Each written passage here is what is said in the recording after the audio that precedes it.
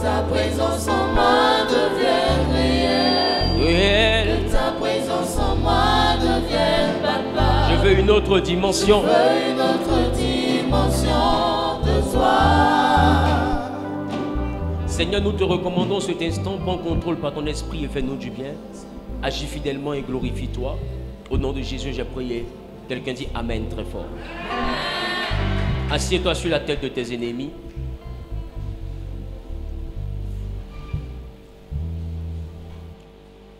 Bien-aimé, je le disais tantôt, le thème de dimanche dernier était comment vivre, comment être victorieux pour son couple. Et j'ai dit que cet enseignement s'accommodait à ceux qui sont en couple, tout comme à ceux qui sont, je ne dirais pas célibataires, à ceux qui sont pour le moment seuls. Alléluia. Et je veux réellement que tu comprennes que cet enseignement a pour but de t'envoyer selon la parole de Dieu à comprendre qui tu es et à savoir t'engager dans de bons objectifs pour avoir une certaine assurance, pour avoir une certaine dimension d'équilibre en toi. Parce que j'ai envie de dire à quelqu'un que si tu n'arrives pas à être émotionnellement stable, intérieurement stable, mentalement équilibré, tu ne peux pas faire le bonheur de quelqu'un dans un foyer. Parce que tu vas rentrer avec tes blessures, tu vas rentrer avec tes insuffisances, tu vas rentrer avec ta frustration, tu vas rentrer avec ton complexe. D'autres rentrent avec un complexe de supériorité. D'autres rentrent dans la vie sentimentale avec un complexe d'infériorité. D'autres rentrent avec un complexe réellement concernant leur corps. Ça dit toute sa vie, là, elle vit pour chercher à maigrir. Il y a une autre, toute sa vie aussi, elle vit pour chercher à grossir. Qui me comprend? Il y a une autre aussi, toute sa vie, elle vit pour que son postérieur puisse pousser. Il y a une autre aussi, toute sa vie, elle vit pour que sa poitrine puisse redevenir comme quand elle avait 16 ans. Qui me comprend un peu? Beaucoup rentrent avec un complexe, mais aussi longtemps que toi-même, tu n'as pas une certaine assurance bâtie en toi, tu ne peux pas rendre quelqu'un heureux. Parce que bien au contraire, tu vas rentrer avec tes vides et puis tu vas chercher à combler ton vide et tu vas verser dans l'égoïsme. Est-ce que quelqu'un me comprend? Et tout risque de graviter autour de toi et ta vie risque d'être pleine. Et l'autre risque, au lieu de vivre avec toi, il risque de te supporter. Qui me comprend? Donc il est important d'être toi-même équilibré pour permettre réellement à ta vie sentimentale de pouvoir être épanoui. Le premier point que nous avons traité était pour avoir une vie victorieuse, il faut être capable de comprendre l'importance du combat spirituel. Et là, nous étions en Éphésiens chapitre 6, je suis en train de résumer, Éphésiens chapitre 6, le verset 12, qui disait « Car nous n'avons pas à lutter contre la chair et le sang, mais contre toutes les dominations, contre les autorités, contre les princes de ce monde de ténèbres, contre les esprits méchants dans les lieux célestes. » Là-dessus, je vous ai dit que si un enfant de Dieu ne comprend pas, si un homme en général ne comprend pas l'importance du surnaturel, il se laissera cueillir par l'ennemi à n'importe quel moment. Parce que nous sommes dans un monde qui est d'abord esprit avant d'être physique. Qui me comprend? Qui me comprend? Nous sommes dans un monde qui est d'abord esprit avant d'être physique. Tout ce que nous recevons de physique a d'abord existé dans le monde spirituel. Donc celui qui arrive à dominer le monde spirituel pourra régner sur le physique. Et il y a des personnes qui physiquement sont calées, mais spirituellement ne sont pas au point. Qu'est-ce qu'on remarque? On remarque qu'elle a un concours avant de travailler, elle meurt. On remarque qu'il est embauché avant de travailler, il meurt, ou bien il va au travail, ses pieds s'enflent. Mystiquement, les gens l'attaquent. Parce que la vie spirituelle est partout. Ce n'est pas seulement qu'elle est sortie du village. Même au travail, des fois, vous avez la concurrence. Il y a des gens qui prennent le nom de leurs collègues pour aller chez les féticheurs. Qui me comprend un peu? Donc, pour dire qu'en réalité, le spirituel te rencontre partout. Donc, tu dois être d'abord spirituellement au point pour être sûr que ce que tu commences là, tu pourras terminer. Deuxième point, j'ai dit qu'il fallait pour une vie victorieuse, il fallait éviter les combats stupides. Et là-dessus, nous avons parlé réellement du fait de combattre ceux qui en valent la peine. Il y a les gens à qui on répond par le silence. En Exode 14, 14, la Bible dit « L'Éternel combattra pour vous et vous gardez le silence ». Le silence de foi est une posture de combat. Quand on estime que celui qui est en face de nous ne mérite pas notre parole. Qui me comprend un peu? Est-ce que quelqu'un me comprend? Il y a des gens qui vont t'attaquer simplement pour exister. Il faut combattre quelque chose, quelqu'un qui peut te donner un nom. Il faut rentrer dans un combat qui peut te faire exister. Mais il ne faut pas rentrer dans un combat qui va faire exister celui qui te combat. Est-ce que quelqu'un me comprend un peu? Tu as un certain niveau, ne descends pas. Dis à ton mari, ne descends pas. Voilà. Quand David a fini de tuer l'ours et le lion, il a tué Goliath. Pourquoi? Parce que Goliath était à la dimension qu'il voulait atteindre. Quand il regarde la taille de Goliath était équivalente à la récompense qu'on donnait à celui qui le tuait. Donc David s'est engagé dans ce combat-là parce que le combat allait le bonifier. Qui me comprend un peu? Le combat allait le valoriser, le combat allait le présenter, le combat allait l'envoyer réellement à avoir de l'estime. Alors vous pouvez comprendre qu'après avoir vaincu Goliath, qu'est-ce qui se passe? Il se passe également que David est célébré par les femmes, David est honoré et il est tellement célébré qu'il y a un homme qui rentre dans un combat inutile qu'on appelle Saoul. Regardez le combat de Saoul contre David, c'est un combat ridicule. Tu es déjà roi, sois serein. Tu prends tout ton temps pour faire une expédition pour poursuivre quelqu'un qui est encore un berger. Qui me comprend? Regarde comment Dieu a ridiculisé Saoul. Plus tu combattais David, plus il rendrait le nom de David grand. Qui me comprend? Ça veut dire qu'en réalité, quand tu es grand et que tu combats un petit, c'est lui que tu grandis. Donc il y a des combats qu'il faut éviter. Dis à ton voisin, il y a des combats qu'il faut éviter. Alléluia. Donc on est 14, la Bible a dit, l'Éternel combattra pour vous et vous gardez le silence. Troisième point que j'ai abordé, alléluia. Troisième point que j'ai abordé, dans le deuxième point, j'ai aussi donné un autre axe, qui était le fait qu'il y a des combats en premier point, il y a des combats qu'on ne doit pas faire parce qu'ils sont trop petits. Il y a des combats aussi dans lesquels on ne doit pas s'aventurer parce qu'ils sont trop grands. Qui me comprend un peu? Donc le silence, là, ça ne veut pas dire seulement que tu es trop grand. Des fois, le silence aussi vient parce que tu vois que face au combat, là, tu es trop petit. Est-ce que quelqu'un me comprend? Parce qu'Israël, quand Dieu a recommandé le silence, ils étaient face à la mer Rouge. Et ils ont des bateaux, ce sont des bergers. Mais il y a une armée qui arrive avec des chars et des soldats. Humainement parlant, c'est la catastrophe. Ça serait un massacre. Eux-mêmes, ils commencent à pleurer devant Moïse pour dire, tu nous as envoyés pour qu'on nous extermine dans le désert. Parce que ce que tu viens de faire, c'est grave. Derrière, c'est la mer. Devant, c'est les Égyptiens. On fait comment? Tu nous as envoyés pour mourir dans le désert. Alors Dieu va nous dire pour les rassurer, parce que le combat était tellement au-dessus de leur capacité, que le tumulte est au milieu du peuple. Il va dire, pourquoi ce tumulte parmi le peuple? Moïse demande au peuple de se taire. Moi, l'Éternel, je combattrai pour eux. Ça veut dire qu'il y a une dimension de combat qu'il faut laisser entre les mains de Dieu. Est-ce que quelqu'un me comprend? Il y a une dimension de combat dans laquelle il faut faire confiance en Dieu. Il ne faut pas chercher à te prononcer, il faut chercher réellement à réparer la situation, mais par la prière. C'est un combat qu'on ne fait pas en se disputant, c'est un combat qu'on fait en s'agenouillant. Est-ce que quelqu'un me comprend? Il y a des combats qu'on ne fait pas en se disputant, il y a des combats qu'on fait en s'agenouillant. C'est-à-dire que dehors, là, tu es calme, mais dedans, là, tu pries. Pourquoi? Parce que celui sur qui tu comptes pour te battre, là, c'est Dieu. C'est Dieu. Donc, ça veut dire qu'à l'extérieur, tu fais quoi? À l'intérieur, tu pries. Parce qu'il était qui gardait le silence, qui combattra? L'Éternel combattra pour qui? Et nous devons faire quoi? Garder le silence. Donc, c'est-à-dire qu'il y a une dimension de combat où tu dois apprendre à faire confiance à Dieu. Des fois, tu arrives à des niveaux de ta vie où quand tu regardes humainement parlant, tu n'as plus de solution. Tous ceux que tu connaissais qui pouvaient t'aider, tu les as tous appelés, soit ils ont désisté, ou bien ils ont promis, ou bien ils sont venus t'expliquer que hier, je voulais t'aider, c'est là que ma maman est tombée malade. Il y a toujours des calculs rocambolesques qui viennent bousculer le programme initial. Qui a remarqué ça? En réalité, quand tu finis de voir que tout ce que tu avais programmé a été déprogrammé, qu'est-ce que tu fais? Généralement, tu paniques. Mais regarde, tu vas beau paniquer, mais à la dernière minute, est-ce que Dieu ne veut pas combattre pour toi? Ça veut dire que tu aurais dû garder le silence. Amen. Quand tu es un enfant de Dieu, apprends à compter sur Dieu. Tu peux appeler, parce qu'il a demandé, l'on vous donnera. Mais tu peux appeler. Mais si tu vois que tu appelles et qu'on ne te répond pas, tu appelles et qu'on ne te donne pas, ne fixe pas, n'oriente pas tous tes regards vers un homme, n'oriente pas tous tes regards vers une personne. Le regard principal de ta vie doit être basé sur l'Éternel, mais par la dimension de la prière. Il y a des combats qu'on ne mène pas étant debout, il y a des combats qu'on mène étant à genoux. Il y a des combats qu'on ne mène pas par la dispute, mais des combats qu'on mène par la prière. Alléluia. Est-ce qu'un guerrier de prière va décider de combattre à genoux désormais? Ton amen n'a d'aide. Ton amen me fait réfléchir. Troisième point que nous avons traité qu'il était important de faire quoi? De mener le bon combat. Alléluia. Amen. Alléluia. Amen. Ça veut dire qu'il ne faut pas gaspiller tes forces. Il ne faut pas gaspiller ton énergie. Et il ne faut pas perdre ton temps. Amen. Ne gaspille pas tes forces. Ne gaspille pas ton énergie. Ne perds pas ton temps.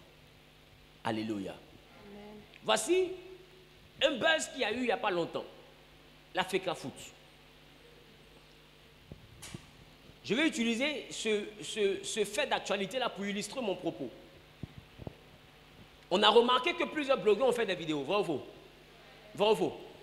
Et le peuple s'est acharné dans un combat, c'est pas ça? Soi-disant opposant le Cameroun contre... Oh, parlez, vous savez? Pourquoi vous ne savez pas?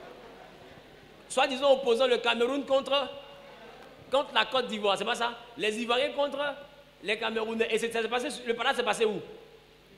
Sur Facebook. Oh Dieu merci que c'est un parade de Facebook parce qu'il n'y a aucun blessé. Amen. Il y a juste des gens qui dorment un gourmet, mais sinon il n'y a pas de blessé. Amen. Maintenant, qu'est-ce qui s'est passé? Le peuple a suivi ce parade-là, mais avec beaucoup de passion, c'est pas ça? Ça fait que toutes les vidéos là, vous étiez en tas dessus. Vous commentez, vous likez, vous partagez, parce que vous êtes dans un combat, c'est pas ça? Vous combattez un combat, n'est-ce pas? Mais en réalité, vous faites un mauvais combat. Parce que ceux que vous suivez, à ceux qui vous likez là, eux, leurs pages sont monétisées. Pendant que vous vous suivez et que ça grimpe en visibilité, pendant que vous vous suivez et que ça grimpe en visibilité, qu'est-ce qui se passe chez eux? Il se passe chez eux que eux, restent avec moi. Il se passe chez eux que eux, pendant que toi tu likes, toi tu partages et que les vues grimpent, eux, ils se font de l'argent. Qui comprend? Toi, tu te fais de la colère. Toi, tu te donnes du gourmet. Toi, tu t'énerves et tu insultes. Mais eux, ils se font du blé. Entre toi et eux, là, qui combat le bon combat? Eux, ils t'ont entraîné dans leur combat pour produire de l'argent. Donc, il finit comme ça. Là. Il a les 300 000 vues, 500 000 vues, 1 million de vues. Facebook le paye. Des fois, vous êtes énervé, vous envoyez les étoiles. Étoiles, là, c'est l'argent. Qui me comprend un peu? Et vous envoyez les étoiles par la colère. J'envoie les étoiles. Mais étoiles, là, quand tu es énervé, colère, là, ça envoie l'argent sur le compte de quelqu'un. Le propriétaire de la page, c'est lui qui reçoit l'argent de ça. Qui me comprend? Donc, voici un combat inutile. Quand tu es une personne équilibrée, tu te demandes, mais de ce palabre-là, moi, directement, qu'est-ce que j'y gagne? Quand tu comprends que tu ne gagnes rien dans un combat, ne le mène pas. Aïe. On a vu des gens, ils sont sortis, ils ont commencé à chanter pour ça. Mais tu es sûr que quand ils ont commencé à chanter là, le but des chansons après, c'est quoi? C'est que défendre le pays. C'est de la visibilité. C'est du marketing. C'est profiter de cela pour avoir de la cote. Qui me comprend un peu? Chacun est dans son combat. Chacun dans sa logique. C'est toi seul le gros chômeur qui ne sait pas pourquoi tu es sur Facebook. Est-ce que je parle à quelqu'un? Il faut combattre le bon combat. David, avant de risquer sa vie devant Goliath, il a posé une question. Qu'est-ce qu'on donne? Il y a des combats, on ne mène pas si on ne te donne rien. Qui me comprend? Vous asseyez pour critiquer les gens. À la fin, qu'est-ce que vous gagnez? C'est un combat inutile. Vous êtes en train de calomnier votre camarade qui a réussi. C'est là. En réalité, elle s'est prostituée. En réalité, elle est ceci. Mais est-ce que toi-même, en réalité, là, tu dois loyer?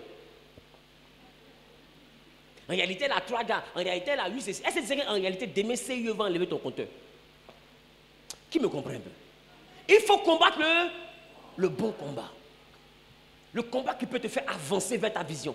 2022 vient de commencer. Ne te laisse pas distraire. Chacun lutte pour son objectif.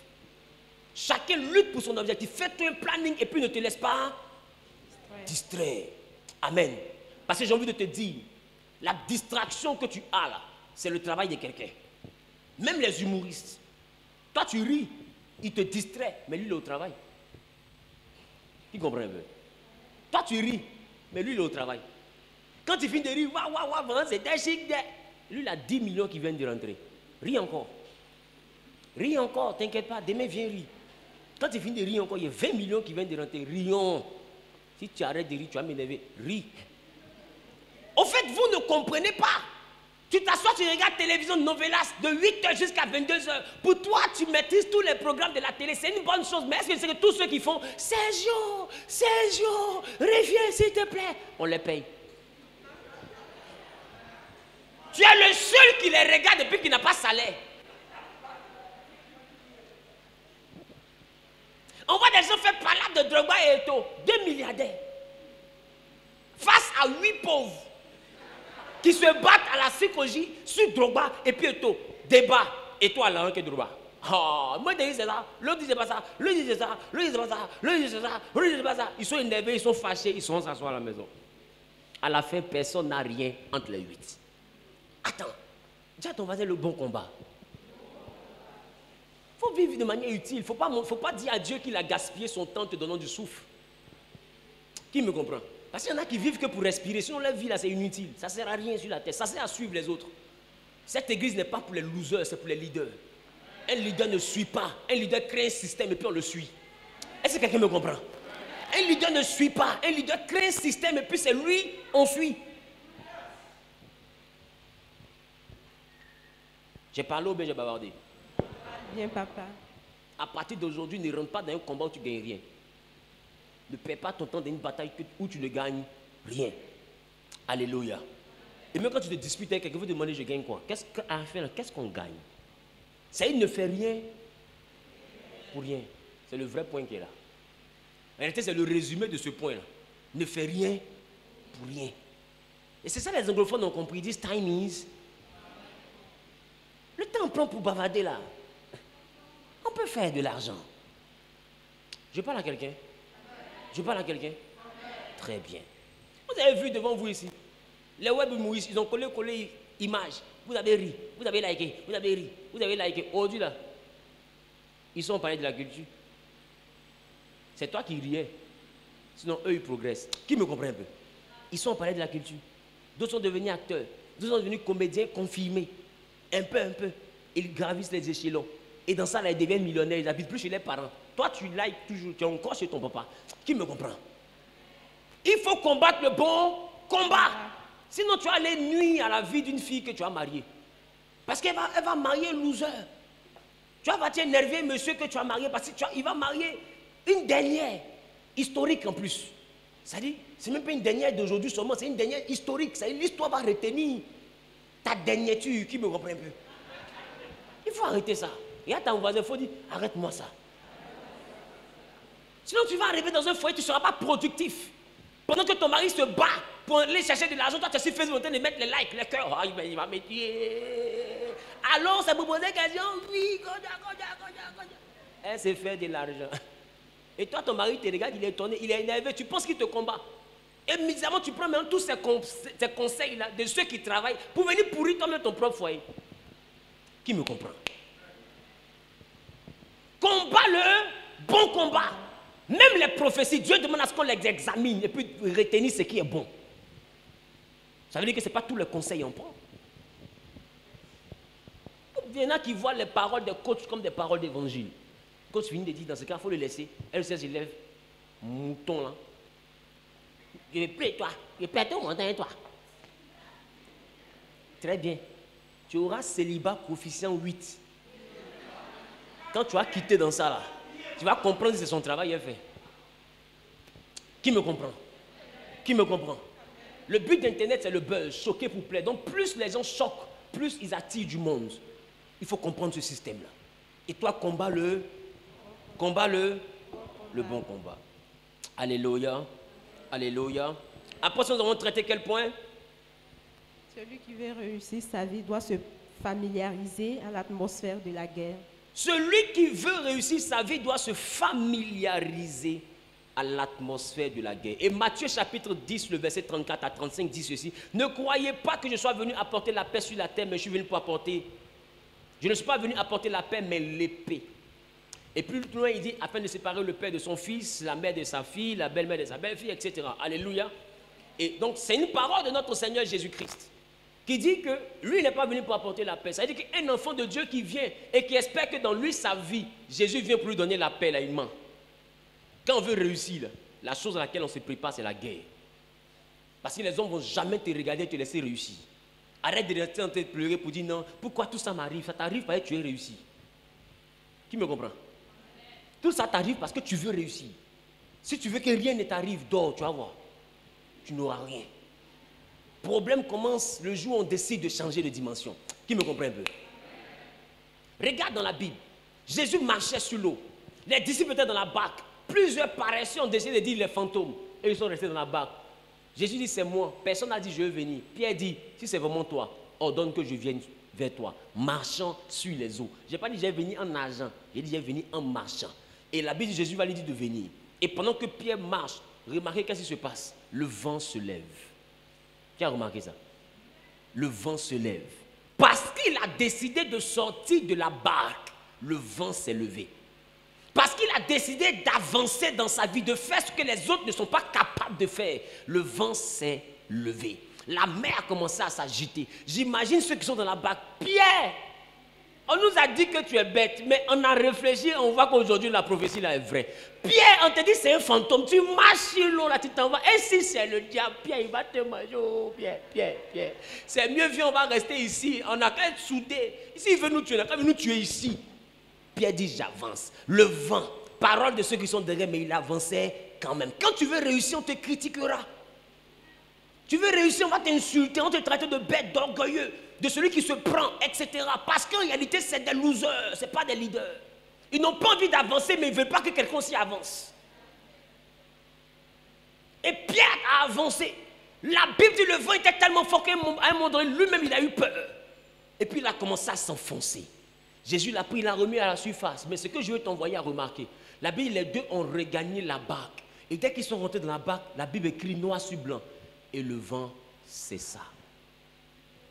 Quand il est revenu dans la barque où les autres sont, le vent s'est arrêté. Tu veux arrêter le combat de ta vie, redeviens comme tout le monde. Tu veux que le vent s'arrête, il faut repartir à la psychologie, le vent va s'arrêter. Tu veux qu'on arrête de te parler, de dire non que tu es une fille qui se prostitue pour devenir riche. Écoute, tu veux qu'on arrête, retourne en famille, tu vois, le vent arrêter. Qui me comprend? Il y a une dimension que tu dois comprendre, jeune homme. Femme, homme, autant que vous êtes selon vos âges, écoutez et comprenez que si tu n'es pas prêt pour le combat, tu n'es pas prêt pour la gloire. Alléluia. Jérémie chapitre 48, verset 10 a dit ceci. Maudit soit celui qui fait l'œuvre de Dieu avec négligence. Mais ensuite, virgule, maudit soit celui qui éloigne son épée du carnage. Et là, j'ai dit qu'il y a des combats quand tu commences là. Il faut terminer. Qui me comprend? Il y a des combats quand tu commences, il faut terminer. Il y a une dimension d'ennemi à qui on pardonne. Il y a une dimension d'ennemi qu'on extermine. Est-ce que quelqu'un me comprend? Il y a une dimension d'ennemi à qui on pardonne. Il y a une autre dimension qu'on extermine. Quand je prends la Bible, je comprends que Salomon a eu la paix parce qu'il a suivi le conseil de son père qui était David. Mais avant de mourir, David va lui dire, celui-là qui est mon chef d'armée, il m'a trahi. À un moment donné, il a suivi mon fils Absalom. Quand tu vas devenir roi, il faut le tuer. Celui qui est là-bas, là, il faut le tuer. Celui qui a lu ça. Et David a donné les recommandations de tous ceux que Salomon doit tuer. Et la Bible dit que Salomon les a exterminés les uns après les autres. Quand il a tué le dernier, la Bible précise, c'est alors que le règne de Salomon fut affermi. Ça veut dire qu'il y a des personnes, tant qu'elles respirent, ton règne peut pas être affermi. Ta gloire peut pas être affermie. Quand quelque chose n'est pas ferme, c'est-à-dire que ça existe, un autre jour ça n'existe pas. Ça monte, ça descend. Ce qui n'est pas ferme bascule, est déséquilibré. Pour que le royaume sous l'emprise de Salomon soit affermi, il fallait qu'il y ait des gens qui l'exterminent. Est-ce que quelqu'un me comprend? Il y a des ennemis là, il faut aller jusqu'à la fin. Quand tu commences à prier qu'elle est tombée malade, il ne faut pas la laisser malade, il faut prier jusqu'à ce que...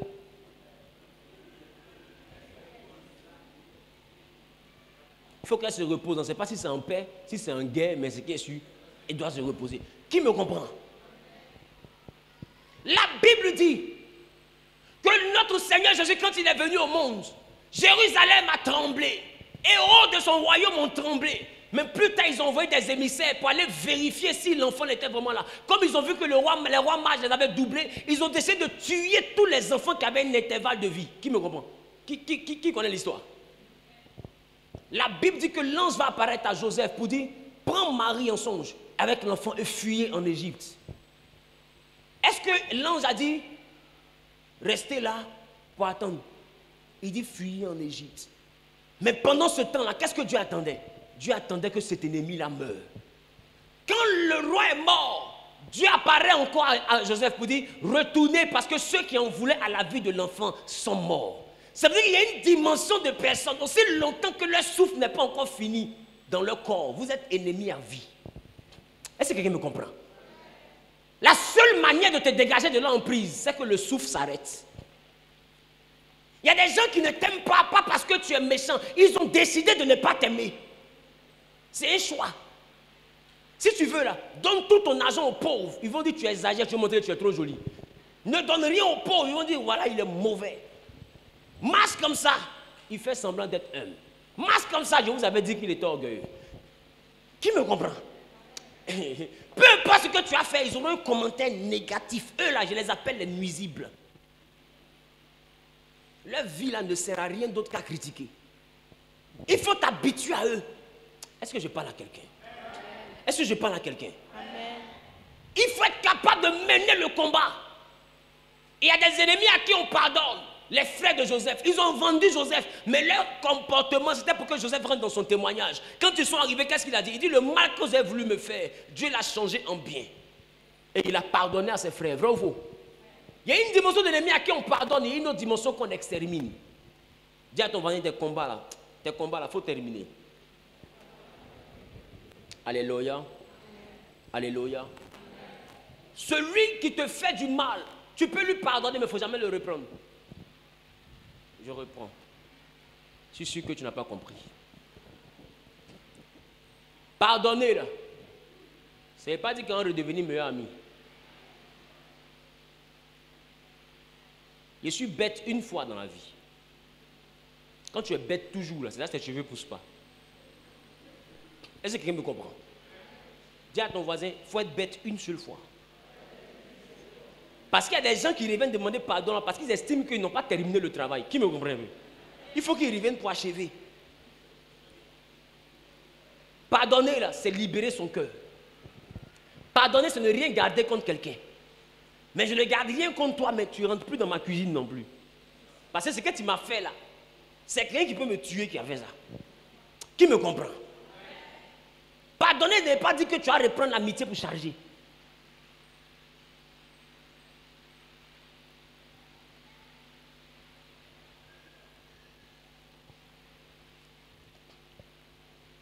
C'est bon?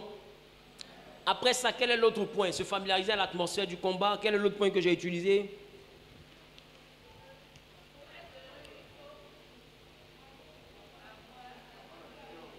Cinquième point? J'entends pas. Quelqu'un prend sa destinée en main, puis se lève pour parler. Enlève ton cache-nez pour qu'on soit sûr que c'est vraiment toi qui as dit ça.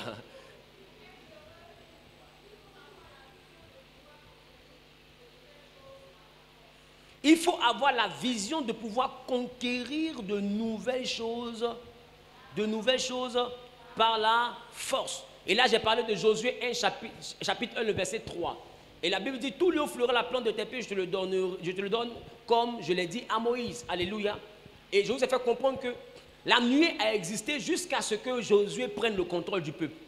C'est-à-dire la nuée était présente dans le désert. Mais quand ils sont arrivés à Canaan, la nuée a disparu. La colonne de feu a disparu. Chacun désormais devait se battre pour conquérir son territoire. Oh, Dieu dit, c'est un territoire que je vous ai promis. Normalement, si tu nous promets un territoire, quand on arrive, il doit être vide, dégagé. Mais quand les gens nous voient, ils doivent courir puis commencer à fuir. Puis ils disent, hey, Dieu est venu. Fuyons, courons tous. Allons-y, disparaissons, ils vont prendre leur territoire. Mais jamais. Quand ils sont arrivés, ils ont trouvé la guerre. Qui me comprend un peu? Si tu n'es pas capable de mener le combat pour réussir, c'est que tu n'es pas prêt à la réussite. Même notre Seigneur Jésus, pour avoir le nom au-dessus de tout nom, il a mené un combat. Il a porté une croix. On l'a chicoté. On l'a humilié. On a craché sur lui. C'était ça son combat. Quand il a fini de passer par sa vallée, lui-même il a dit, tout est accompli. C'est Tetelestai. C'est enfin fini. C'est-à-dire que vraiment, le cauchemar est fini. C'était vraiment ça le chemin. Mais regardez la veille. Qu'est-ce qu'il disait à Dieu? Il dit, si tu peux éloigner la coupe de moi. Parce que son combat n'était pas du jeu. Qui me comprend? Pour réussir, il faut être prêt à payer le prix de ta réussite. Si le prix inclut que tu te lèves à 4 h du matin pour aller josser, lève-toi à 4 h, va josser. Arrête de dire non, il y a une prophétie. Prophétie ne t'empêche pas de travailler. Joseph a fait une prophétie, mais c'était lui qui entraînait les prisonniers dans la prison de Pharaon. Joseph a fait une prophétie, mais c'était lui qui gérait les esclaves dans la maison de Potiphar. Joseph avait réellement une prophétie, mais ça n'a pas empêché Joseph d'être un travailleur. Qui me comprend? Ça n'a pas empêché Joseph d'être un bosseur. Donc la prophétie ne justifie pas la paresse. Si tu veux devenir quelqu'un, il faut être capable de gagner des territoires, mais par le travail et par la force. Il faut arracher ta bénédiction. La Bible ne dit-elle pas que depuis le temps de Jean-Baptiste, le royaume des cieux est forcé et seules les violences en emparent? Ça veut dire que c'est ceux qui sont agressifs à la vie que la vie va respecter. La vie ne te donnera rien comme bonheur naturellement. Il faut forcer le bonheur. Qui me comprend? Il faut casser, il faut casser la porte du bonheur. Ah oui, oui, oui. Il faut t'obliger à réussir. Il faut conquérir les territoires avec la force. Il faut te dire, à partir d'aujourd'hui, moi, là, mon magasin, là, il faut que je sois numéro 1 dans le quartier. Quand tu finis le quartier, il faut que je sois numéro 1 dans la commune. Qui me comprend? Tu dois arracher le territoire. Plus tu marches pour étendre tes limites. Et c'est ce que nous avons fait cette semaine, pour que Dieu étende nos limites. Mais quand il étend tes limites, est-ce que tu ne penses pas que tu rentres dans le territoire de quelqu'un? Qui me comprend? Le gars est célibataire. Vous êtes sur le banc. 8 joueuses. À chacune, nous donne la même promesse.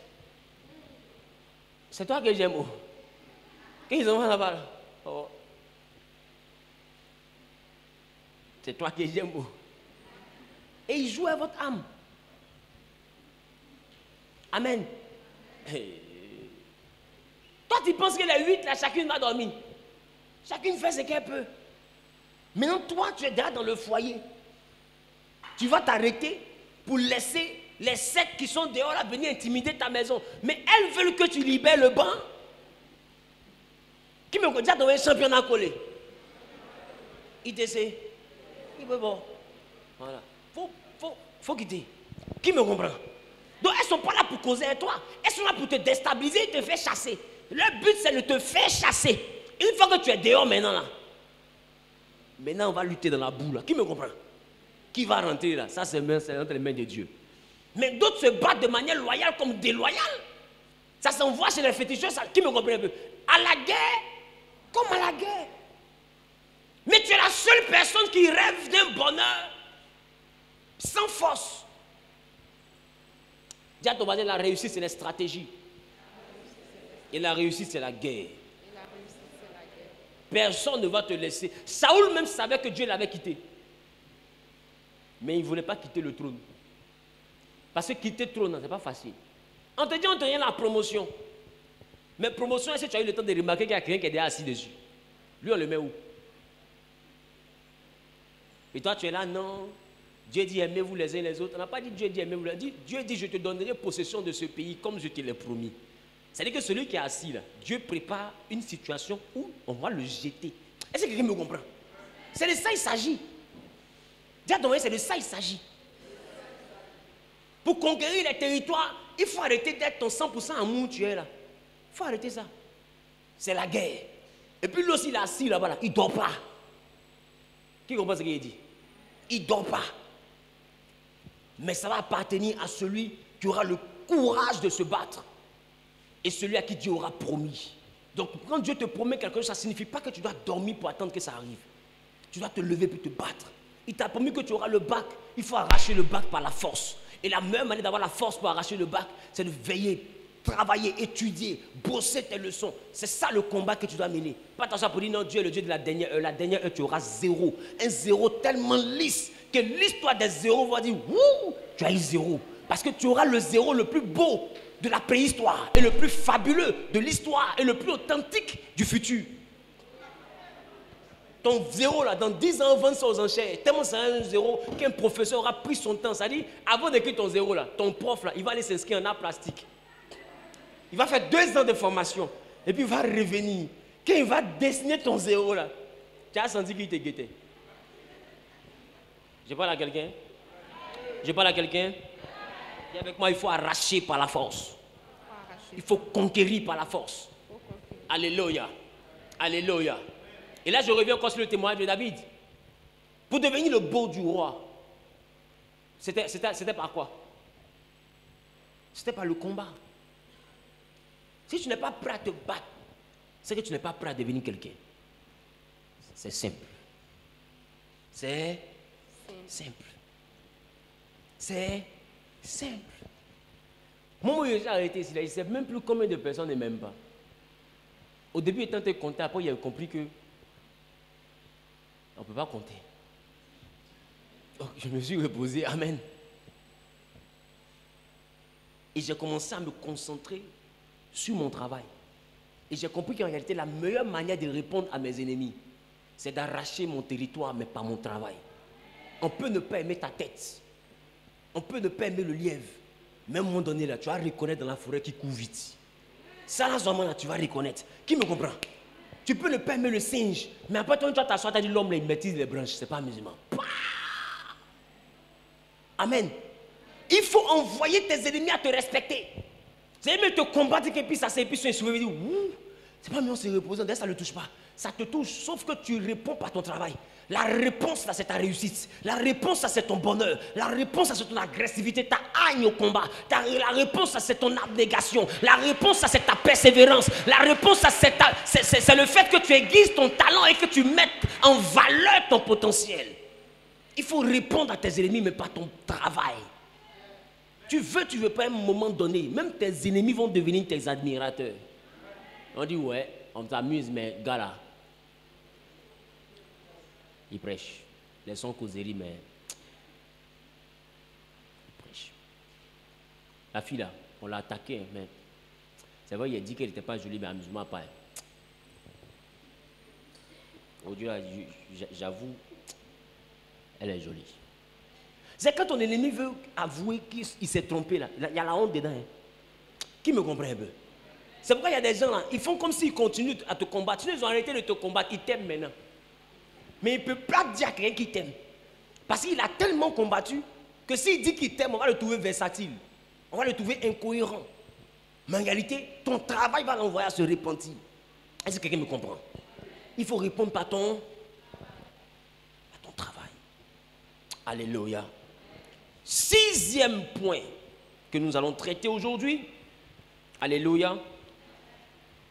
Il faut, pour être équilibré et victorieux, il faut travailler de sorte à réduire au silence votre ennemi. Alléluia. Alléluia. Le réduire au silence, virgule. Dis à ton voisin, virgule. Pour ceux qui écrivent, virgule. C'est une dictée. Hein? Il faut travailler de sorte à réduire au silence votre ennemi, virgule. Vous y êtes? Nous y sommes. Très bien. L'humilier et le contrôler. Un ennemi, on ne joue pas à lui. Dis à ton voisin, on ne joue pas à lui. On le ridiculise. Il faut le ridiculiser. Qui me comprend? Il faut être capable de le ridiculiser. Est-ce que quelqu'un me comprend un peu? Dis à ton voisin, on ne joue pas. Il faut le ridiculiser. C'est ça, humilier. Il faut le faire tourner au ridicule. C'est-à-dire, il a parlé contre toi jusqu'à puis. Ce qu'il pensait que tu allais faire là, c'est pas ça que tu fais, puis la honte. Qui me comprend?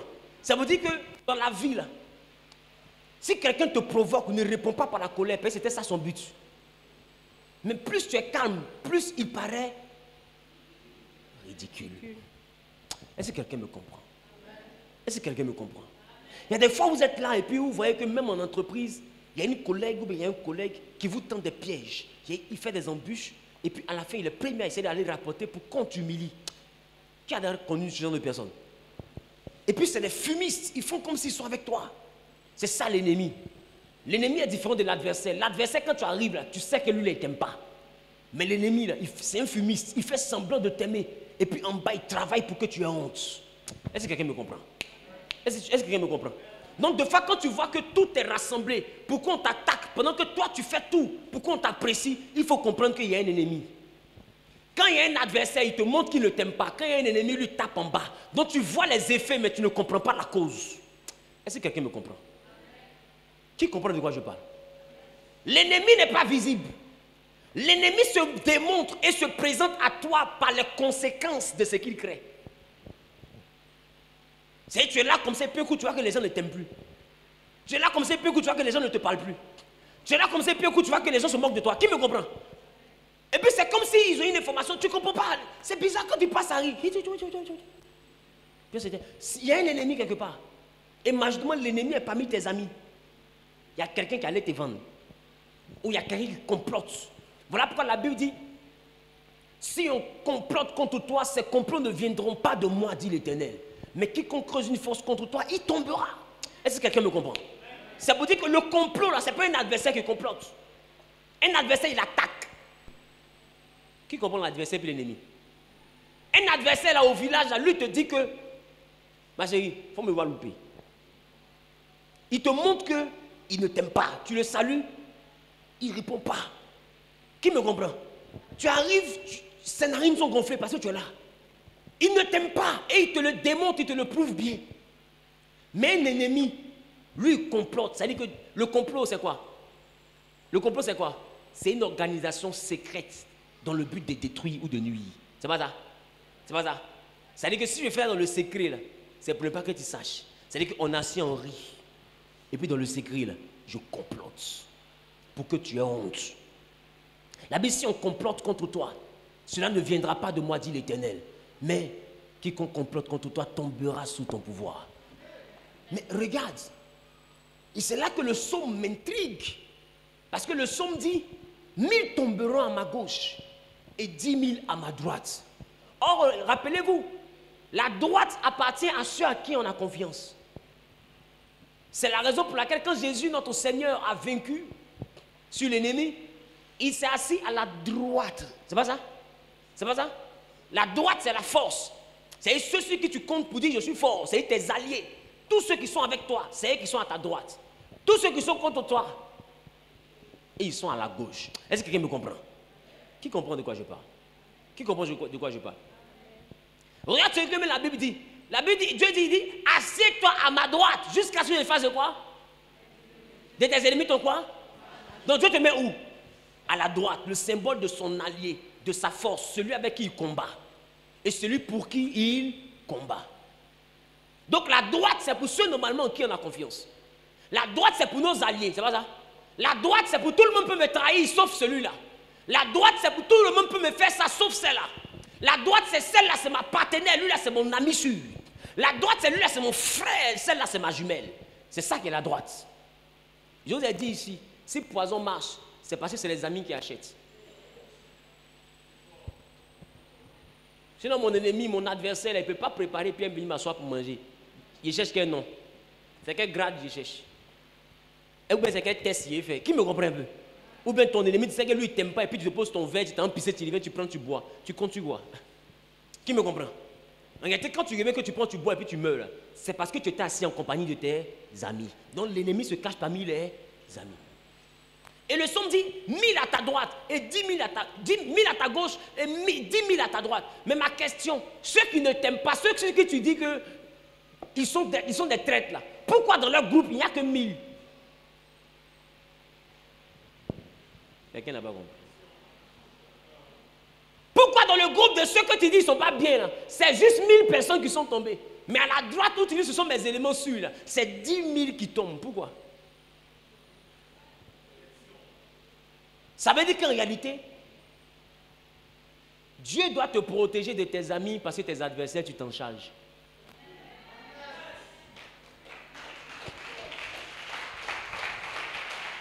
Dieu doit te protéger de tes amis parce que tes adversaires, là, toi-même, tu peux t'en charger en les évitant. Est-ce que quelqu'un me comprend? Quand quelqu'un ne t'aime pas, tu sais comment marcher. Mais c'est ton ami, tu dis, lui, il est même. C'est ton ami, tu arrives chez lui, et puis il prépare, tu t'assois, vous devez vous manger. C'est ton ami, vous trinquez. C'est ton ami, vous dormez. Qui me comprend? Tu peux me dormir sur son lit, c'est ton gars sûr. Qui me comprend? Donc celui qui peut te faire du mal, là, c'est ton ami. C'est pourquoi que Dieu te garde, qu'il te protège de tes amis.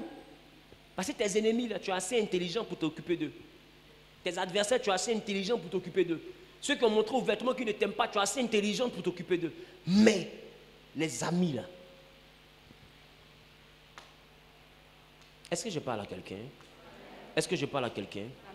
Est-ce que je parle à quelqu'un? Amen. 1 Corinthiens chapitre 16, le verset 13. 1 Corinthiens chapitre 16, le verset 13. Notez rapidement et tenez-vous debout parce que c'est véritablement notre première lecture d'aujourd'hui. C'est maintenant que nous commençons. Ne vous inquiétez pas, on ne va pas finir à 13h. Hein? Je vais juste donner quelques points et puis nous allons terminer. Amen. Oui.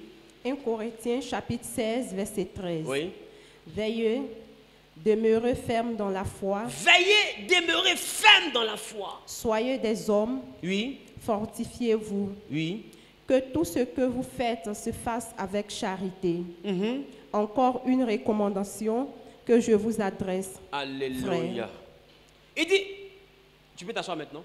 Il dit, veillez, demeurez ferme dans la foi, soyez des hommes, fortifiez-vous. Dis à ton voisin, on ne pleut pas. Quelqu'un ne m'a pas compris. Dis à ton voisin, on ne pleut pas. Qui a d'amis Goumane? Qui a d'amis Goumane? Qui connaît Goumane? Qui connaît Goumane? Qui ne connaît pas Goumane? Il t'assure que ton enfance n'a pas été chic. Maintenant, il a t'expliqué, il y a un autre jeu. Tu vas te rappeler que ça t'a fait mal. Laisse tomber. Qui connaît laisse tomber? Dis à ton voisin, on ne pleut pas. Dis à ton voisin, on ne pleut pas. C'est laisse tomber, tu prends ton pain en locaux. Un œuf dedans. Quand tu sors, que puis il vient qu'on laisse tomber. C'est fini, mon ami. C'est fini. C'est fini. La destinée entre toi et puis ce pain en locaux là vient de s'achever. Votre histoire est finie. Puis tu vois tes bourreaux. Ils prennent ton aloco et ils se partagent ton propre pain. Dis à ton voisin, on ne pleure pas. C'est le jeu là qui est là. Gomane, si tu t'es assis, que tu n'as pas dit Gomane, ton dos, voilà les mains. Est-ce que quelqu'un me comprend? Ta paix va te dégoûter. D'autres même là, les gens les tapent jusqu'à qu'ils oublient de dire Gomane et dire notre nom tellement c'est fort. C'est en train d'agir dans sa vie. Qui me comprend? Dis à ton voisin, on ne pleure pas. C'est le jeu là qui est là. Qui comprend de quoi il parle? Très bien. Il dit, soyez des hommes. Dans une autre version, il dit, soyez vaillants. Dans une autre version, il dit, soyez courageux. Non, il y a des cas qui disent, soyez des hommes. Ça ne veut pas dire que tu es un garçon, mais tu es le genre masculin. Non. Ça veut dire qu'il dit, soyez des hommes. C'est-à-dire que, qui a déjà regardé, connu cette expression, dit, soyez des hommes en pleine guerre. Ça veut dire, le courage, soyez forts. Qui me comprend un peu? Soyez forts. C'est-à-dire que où on s'en va là, ce n'est pas pour les pleureurs. Amen. Ce n'est pas pour ceux qui vont aller pleurnicher. C'est ce que Paul est en train de dire ici. Il dit, soyez des hommes. Fortifiez-vous. Ça veut dire que pour réduire tes ennemis au silence, il faut être fort. Ici. Parce que les complots, quand tu es émotionnellement faible, peuvent t'envoyer à la dépression.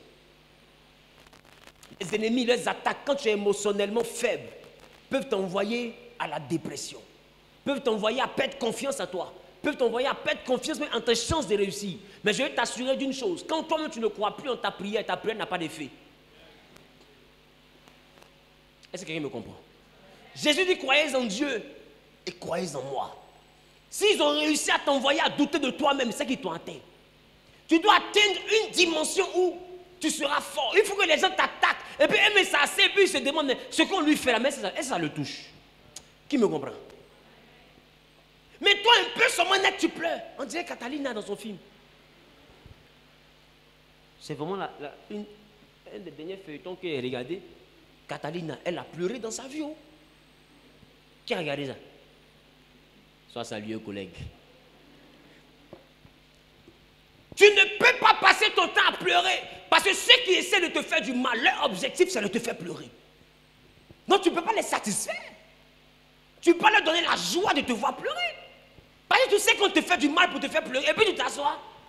Et puis tu pleures. Dis à ton voisin, on ne pleure pas. C'est pourquoi quand tu veux devenir leader et que tu veux mettre tes ennemis au silence, tu dois avoir la sueur du poulet. Tu transpires mais sous tes plumes. Qui me comprend? Tu dois avoir les larmes du poisson. Tu pleures mais c'est dans l'eau. Tu n'as pas le temps de voir tes larmes. Ça se mélange avec l'eau. Qui me comprend? C'est que quand on te voit là, on voit un homme qui est serein. C'est qu'ici, tu souris, tu es calme. Quand on te demande est-ce que ça va, tout va bien. Mais dans le dos, c'est des poignards seulement. Mais tu es debout. Pourquoi? Parce que ceux qui t'ont poignardé, ils espèrent te voir tomber. Arrête d'offrir le spectacle de ton humiliation. Arrête de courir un peu partout pour demander de l'aide au secours. Comme si tu es la seule personne qui a des problèmes. Les problèmes, tout le monde a des problèmes. Mais toi qui vas également me présenter tes problèmes, c'est toi demain qui deviens la risée du village. Sois ferme, sois digne. conserve tes problèmes dans ton cœur. Prie, travaille, pose les actes que tu dois poser pour en sortir, mais ne fais jamais pitié. Des fois, celui qui t'a demandé de l'aide, c'est lui-même qui est ton ennemi. Quand tu finis et tu sors, là, il se moque de toi. Elle n'a pas dit un peu. Voilà maintenant. Il faut faire, on va voir. Il faut t'en sortir, je ne l'aide pas. Et puis lui-même, il sait qu'il ne va pas t'aider, hein, mais il te dit, passe demain. Demain arrive, tu appelles, il ne décroche pas. Il te dit, non, j'étais en réunion. Appelle-moi demain. En réalité, il est content de te voir gémir et souffrir, de te voir soupirer après lui. Il prend plaisir parce qu'il est sadique. Qui me comprend un peu? Et il est heureux. Il sait qu'à la fin, il ne va pas t'aider. Il le sait. Mais il voit ton appel, il ne décroche pas. Et toi, tu espères que c'est un ami. En réalité, c'est un ennemi. Et à la dernière minute, vraiment, je voulais le faire, mais je pense que je ne pourrais pas trouver une solution. Mon ami, c'est pour ça que tu as fait une semaine. À qui ils ont fait ça? Ah bon, d'accord. C'est pour ça que tu as fait une semaine. Il fallait me dire ça depuis le début. Non, en réalité, j'attendais un truc. Tu mens, tu n'attendais rien. Ce que tu dis que tu attendais là, tu as ça. Tu n'as juste pas envie de m'aider. Et des fois, c'est une femme qui parle. Antoine n'était pas là. Quand lui et toi, vous êtes parlé, Orange, bonjour, votre correspondant ne peut être joint. Est-ce qu'elle était là? Elle te parle pourquoi? Qu'est-ce qu'elle a à voir dans cette transaction? Qui me comprend? Elle te dit quoi? À qui la fille a parlé? Parce qu'elle m'énerve. Quand tu promets l'argent, elle te parle. Parce qu'elle énerve. Mais votre correspondant est en communication. Il y a quoi? Ah, c'est quand ils t'ont bloqué là. Communication ne finit pas. Alléluia. Dis à ton voisin, sois fort. Dis à ton voisin, sois fort. Dis à ton voisin, sois ferme. Pour réduire tes ennemis au silence. Pour pouvoir les humilier et les contrôler, tu dois être courageux. Parce que plus ils vont t'attaquer, quand ils voient qu'il n'y a pas de réaction sur toi, eux-mêmes vont commencer à douter de leur capacité. Est-ce qu'ils me comprennent? Eux-mêmes vont commencer à douter de leur capacité. Qui a remarqué? Des fois, quand tu étais petit, il y avait dans les quartiers des petits cancres. Ou des fois, ils sont à l'école. C'est des terreurs. C'est toujours eux qui disent à midi, il t'attend dehors. Qui a d'ailleurs un comme ça dans sa destinée? Oh, sois fort. Et majoritairement, c'est quelqu'un qui, quand le programme commence comme ça, on vous entoure. Et puis là, ils sont là. Hé Dieu. C'est là, tu es au milieu de Kouloubata et puis tu as pensé à ta maman. Est-ce que maman ne va pas apparaître pour m'enlever dans ce déluge? Parce que tu as vu tous nos cauchemars. Qui me comprend? Tu sens que là, tu seras beauté. Et des fois, il y a des personnes à qui il a tellement fait du mal qu'un jour, celui qu'on a l'habitude de frapper là, il arrête d'avoir peur. Il dit aujourd'hui là, tu vas me tuer. Prenez le temps et remarquez, quand il rentre dans cette gamme là, à 70%, le bourreau va fuir. Parce que c'est comme s'il ne sent plus tes coups. Il arrive. Et majoritairement, ces gens de combat, tu ne fais pas tant, tu vas perdre. Parce qu'à un moment donné, il te fait perdre confiance en toi-même, tu es fort là. Et c'est comme ça, beaucoup ont pris sur eux d'affronter leur peur. Et ils ont trouvé en eux une force qui a frappé leur bourreau. Qui a vécu ça? Et tu as compris qu'il n'était pas aussi grand que ça. Parce qu'à un moment donné, tu t'es comporté comme un homme. Tu as été fort. Tu as pris le courage à deux mains. Et puis tu as foncé. Aussi longtemps que tu n'es pas fort à l'intérieur, tu ne peux pas triompher d'une situation dans la vie. Si les situations qui se présentent à toi te troublent, te déstabilisent émotionnellement parlant, tu ne peux pas triompher. Pour triompher, tu dois avoir de l'équilibre, du calme. Le calme est différent du silence. Le silence, c'est ne pas parler. Le calme, c'est la paix intérieure. Est-ce que quelqu'un me comprend?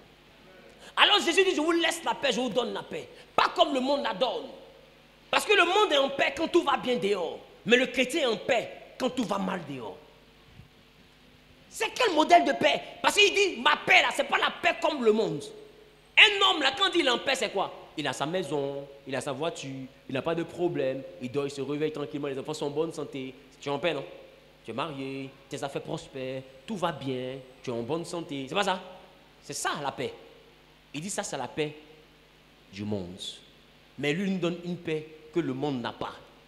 Mais quand le monde n'a pas tout ce que j'ai dit là, ils sont malades, il n'y a pas de travail, les enfants sont malades, on n'a pas l'argent pour les envoyer à l'école, il n'y a pas manger à midi.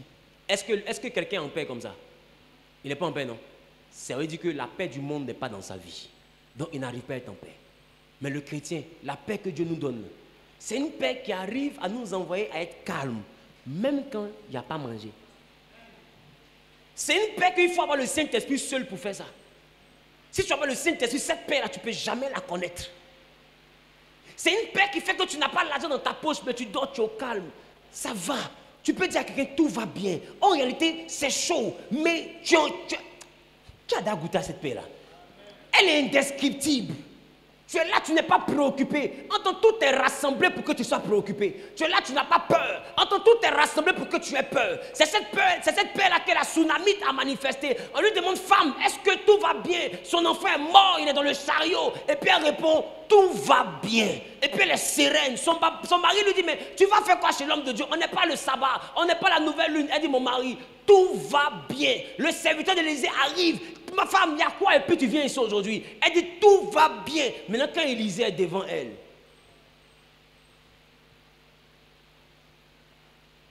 elle dit, toi, je t'avais dit que je ne voulais rien. Tu m'as dit, je vais avoir enfant. Est-ce que c'est pour m'envoyer avoir enfant et puis pleurer mon enfant que tu m'as donné enfant? Le voici. Ton colis, tu as mis, ton loup enfant, tu as mis dans ma vie là. Le voici. Au moins, il était stérile, je ne savais même pas c'était quoi la joie d'avoir enfant. Mais maintenant, tu m'as fait goûter à ce plaisir-là. Et puis, il meurt. Donc, tu me fais goûter à deux dimensions, la joie et puis le deuil. Élisée a récupéré l'enfant, il a prié et Dieu l'a restauré. Mais je vais t'envoyer à regarder la sérénité de cette femme. Normalement, quand ton enfant vient de mourir, que c'est ton seul enfant, tout ne va pas bien.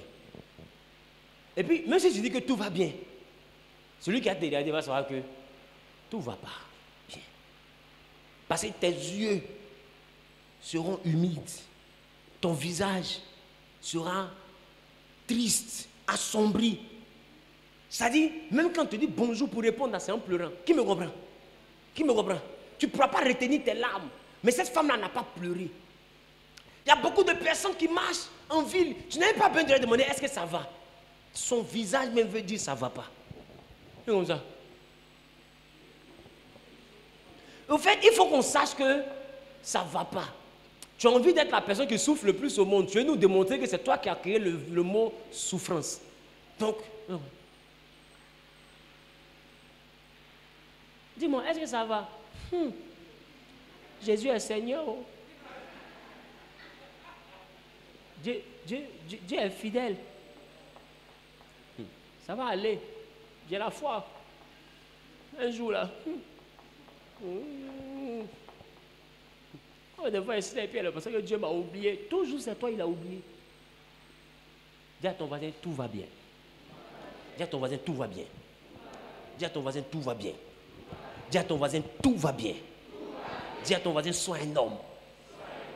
C'est que même quand ça ne va pas, tu dois être capable de t'arrêter. C'est ça au savoir de la dignité. Et puis on te demande, mais est-ce que ça va? Puis tu lui dis, tout va bien. Et dans ton visage, là, il n'y a rien de ça ne va pas du tout. Tout va bien. Parce que les hommes, là, quand tu n'as pas cette hauteur d'esprit et que tu passes ton temps à t'exposer devant d'eux, demain ils vont se moquer de toi. Est-ce que quelqu'un me comprend? Demain ils vont se moquer de toi. Pour avoir une maison digne, il faut apprendre à avoir cette hauteur-là qui te fait dire tout va bien. Il faut être fort, il faut être courageux parce que la vie n'est pas facile. Il y a des moments où on a l'abondance, il y a des moments où on a le manque, il y a des moments où tout va bien, il y a des moments où rien ne va. Il faut apprendre à vivre dans chacune de ces atmosphères. Paul dit, j'ai appris à vivre dans l'abondance, j'ai appris à vivre dans le manque. J'ai appris à vivre dans toute situation, en tout temps et pour tout. J'ai appris à me plaire dans la situation dans laquelle je me trouve. C'est-à-dire qu'à un moment donné, il faut apprendre à bénir Dieu, peu importe la dimension dans laquelle tu te trouves. Il faut trouver la force pour être heureux. Le bonheur n'est pas rattaché à ce que tu recherches. Le bonheur est rattaché à l'appréciation de ce que tu as déjà. Il faut comprendre que même si je n'ai pas une belle maison, mais mon studio, là, je ne dors pas dehors non plus. Il faut comprendre que même si je n'ai pas les colliers en or, mais au moins par côté, il y a chaîne sur mon cou. Il faut comprendre que même si mon parfum ne coûte pas 200 000, mais au moins pour faire de 15 000, là, je ne sens pas porc. Il faut comprendre que je suis au moins quelqu'un dans la vie. Parce que tu veux pas. Le niveau auquel tu te trouves, là, c'est le sujet de prière de quelqu'un. Il y a quelqu'un qui prie pour avoir ce niveau-là. La maison dans laquelle tu dors, il y a quelqu'un qui jeûne pour avoir cette maison. La preuve, tu veux déménager. Quand tu vas déménager, tu vois qu'ils seront en train de mettre peinture. Qui a déménagé? Qui a déménagé? Quand tu déménages, tu vas quand même peinture, non? Il faut revenir dans 2 mois, tu vas voir. Il y a une femme qui a été préparée, qui chante. Si tu es pas dans son église, elle va rendre témoignage. Hé, Seigneur, Dieu nous a enlevés dans la maison de nos parents. Il nous a donné une maison. Maison, toi, tu pleurais tous les jours. C'est dedans, elle est loue Dieu. Qui me comprend? Maison, toi, tu pleurais tous les jours. C'est dedans, elle est loue Dieu. Pourquoi? Parce que ta vie que tu négliges, c'est le bonheur de quelqu'un à côté de toi. Il faut savoir apprécier. Il faut être fort. Il faut être fort. Alléluia. Dis à ton voisin, je ne pleure plus. Dis voisin, je ne pleure plus. Dis voisin, je ne pleure plus. Dis voisin, je ne pleure plus. Alléluia. Alléluia. Alléluia. Alléluia. Alléluia. Alléluia. Est-ce que quelqu'un me donne un amen bien?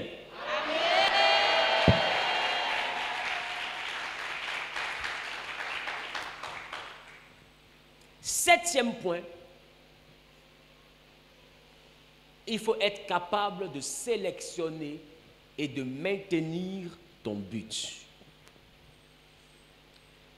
Sélectionner et maintenir ton but. Sélectionner et maintenir ton but. Jean chapitre 3, le verset 14. Jean chapitre 3, le verset 14.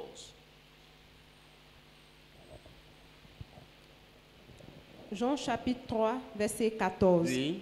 Et comme Moïse éleva le serpent dans le désert, Moïse éleva le serpent dans le désert, il faut de même que le Fils de l'homme soit élevé. Il faut de même que le Fils de l'homme soit élevé, afin que quiconque croit en lui ait la vie éternelle. Alléluia. Amen. Il dit, quand Moïse éleva le serpent dans le désert, il faut que le Fils de l'homme soit élevé, afin que quiconque croit en lui. Mais ce que je veux vous envoyer à remarquer, c'est que le serpent que Moïse a élevé dans le désert n'était pas un serpent vivant. Qui me comprend? Il n'était pas un serpent vivant. Et Jésus dit, comme Moïse a élevé le serpent dans le désert, il faut aussi que le Fils de l'homme soit élevé. Alléluia. Ça veut dire que Jésus est en train de prophétiser quoi? Il prophétise quoi? Sa mort. Mais sa mort sur quoi?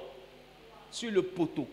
Parce que Moïse avait élevé un serpent sur un poteau. C'est-à-dire sur du bois. Donc Jésus est en train de dire que je vais mourir, mais je vais mourir sur un bois. Comme le serpent de Moïse. Est-ce que quelqu'un me comprend? Mais regarde ce qui se passe. Il se passe que quand je regarde le Seigneur Jésus, il avait un but qu'il a su définir et qu'il a su maintenir. Depuis qu'il est venu au monde, il était focus sur son objectif. Même quand sa mère l'a interpellé à 12 ans dans le temple, il dit, ne sais-tu pas que je suis venu pour gérer les affaires de mon père? Quand Pierre lui a dit que Dieu te préserve de la mort, il dit, arrière de moi Satan, car tes pensées ne sont pas les pensées de Dieu. Et Jésus passait tout son temps à parler de comment il allait mourir. Il faut que le Fils de l'homme meure et qu'au 3e jour qu'il ressuscite. Qui me comprend un peu? Il sera insulté, il sera vilipendé. Il passait son temps à annoncer. Mais il annonçait quoi? Sa mort. C'est-à-dire que son but c'était de... Et il a maintenu son but.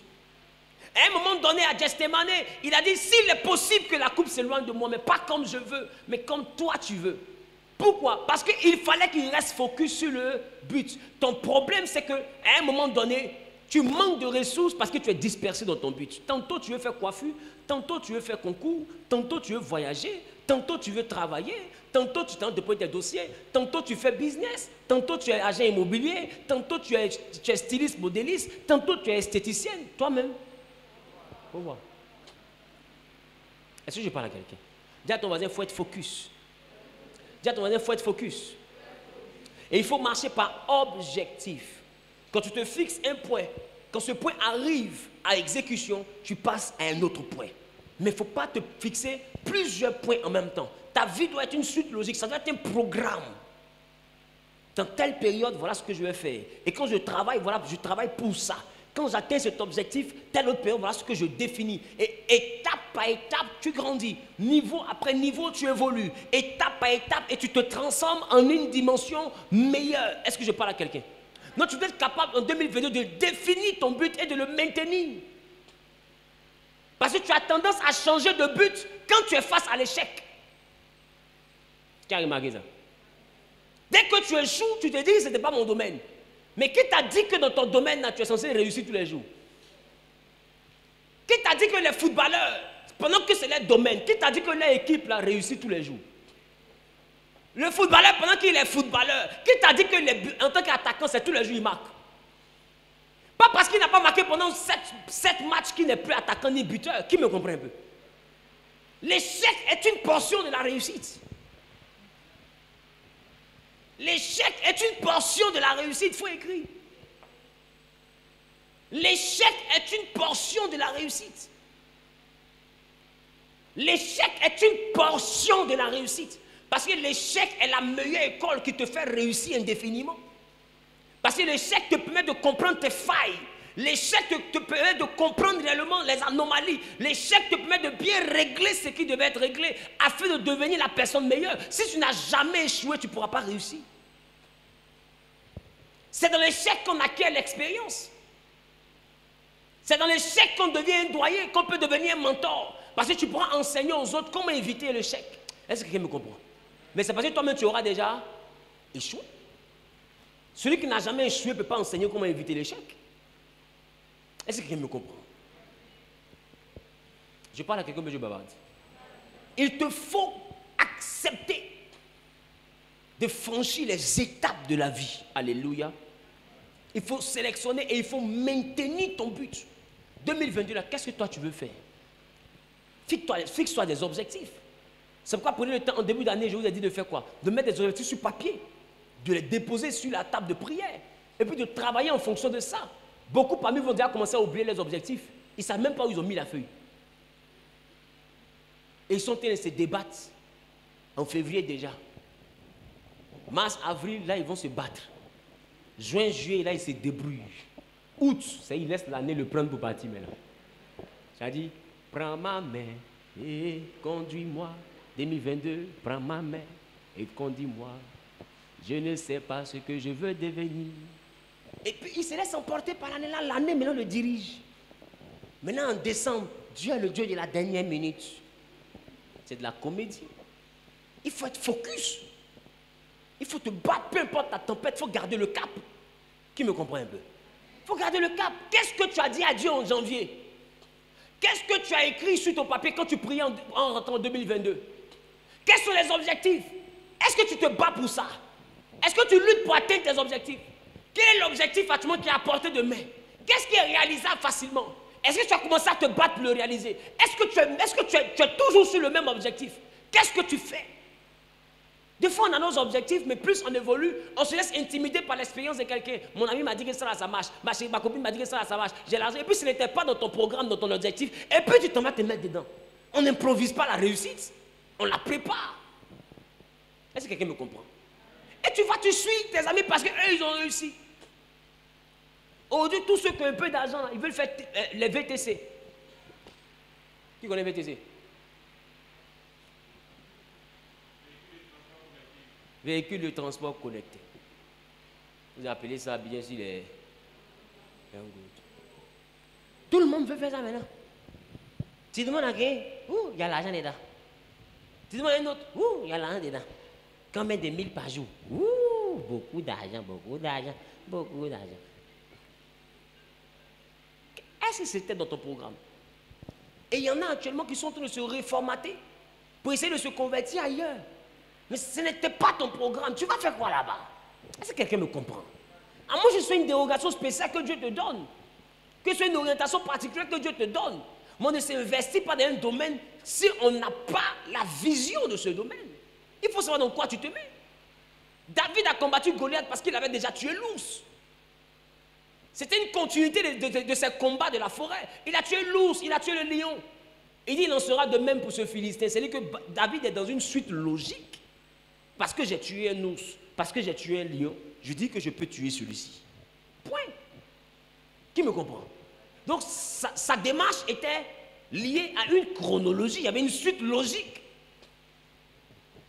Et des fois, tu veux t'investir dans un domaine. Tu ne prends même pas le temps de te former. Tu te bases seulement sur la prière de ton pasteur. Papa, prie pour moi, il a commencé un truc là.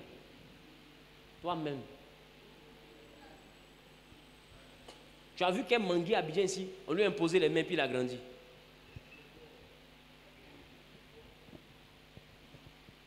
Tu as fait un commerce, forme-toi. Tu as fait pommade, il faut te former. Non, papa, tu as fait les pommades à l'argent. Moi, j'ai fait pommade aussi. Maintenant, tu es parti faire des mélanges. Tout le monde est brûlé à Abidjan. Tout le monde est brûlé. C'est Grisio.